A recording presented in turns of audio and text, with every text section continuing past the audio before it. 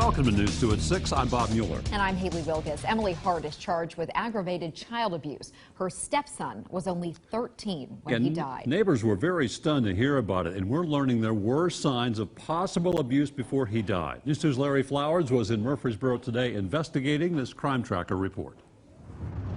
Yeah, and the details in these documents are quite disturbing. At this house on Haynes Drive in Murfreesboro back in 2016 is where the abuse is alleged to have happened.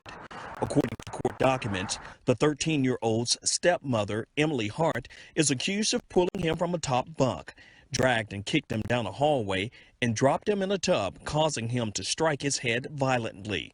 The 13-year-old died 2 days later, apparently from an infection he may have already had.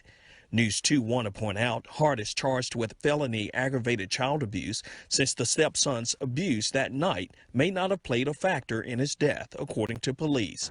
Neighbors are baffled. I'm really shocked to hear this. I'm really surprised to hear this. Walker didn't know the family that well, but did talk with them occasionally.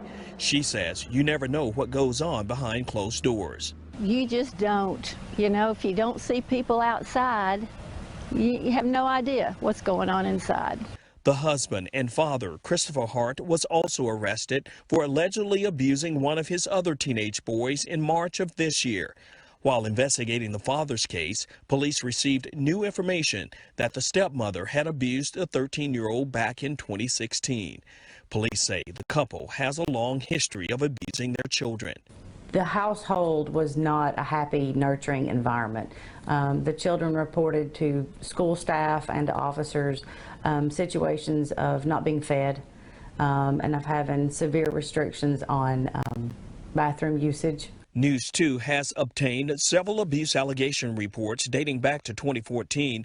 In April of that year, one child told his elementary school staff that during spring break his father physically slammed him into a brick wall and that his older brother was thrown down on the floor, causing scrapes and marks on his back.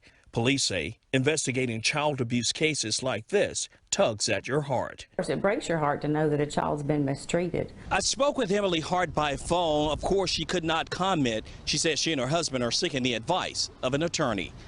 In Murfreesboro, Larry Flowers, News 2.